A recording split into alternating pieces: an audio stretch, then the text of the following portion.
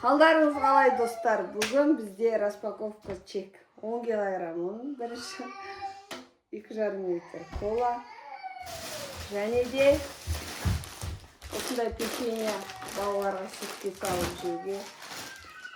Сосын мына біреуді алып, попкорн ба, мен алыпты. Балалар алып жүр ғой. Сосын осындай печенье алдық. Хрустящий. Тоже балалар алыпты. Кунжут дейді.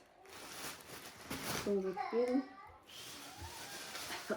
Сосын мынандай алдық. Печеньки в белый. Заварной, короче. Содан кейін балалар бекон аламыз деп, доширак па не. Мынандай бірдеңе. Рулет алыпты. Балалардың алып жүргені. 2 окорочка. Содан кейін сұйық май, нан. Андай алыпты балалар чипсы бірнәрсе.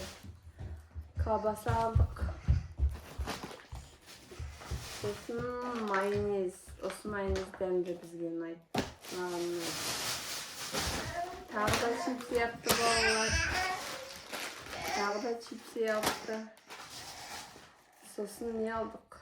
Сыр алдық. 1200, почти 1300 деген шықты. Сосын жіберші. Süt aldık.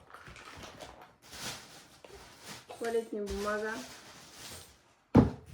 İşi o da. Şuyoruz. Андай жақын eski. Bizde шығын деген көп. Осындай шығын жасатыннан алдық. Еще бұның мынандай түрінен алдық. Шығын жасатын. Так, сосын тағы да бір нан алыпты, мен емес, балалар салып жіберіпті. Кетчуп. Бұны пицца жасаймыз деп.